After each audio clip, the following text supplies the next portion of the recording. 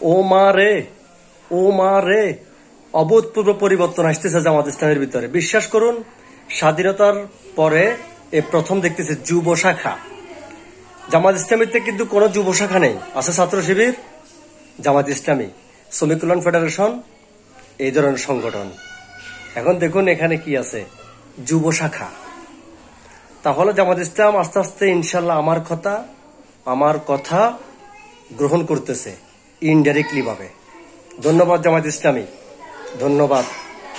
আমার কথা আরো গ্রহণ করুন, ভালো হবে, ভালো হবে।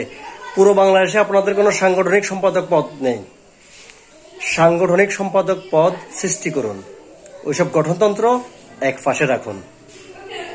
যুব শাখা স্বাধীনতার পরে প্রথম দেখতেছি।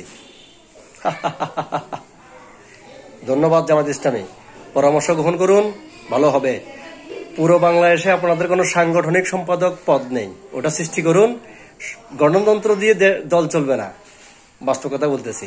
এই যে এখন বাস্তবতা, যুব শাখা স্বাধীনতার পরে প্রথম দেখতেছি যুব শাখা। এভাবে এভাবে কিন্তু দল চালাতে হবে, এভাবে এভাবে।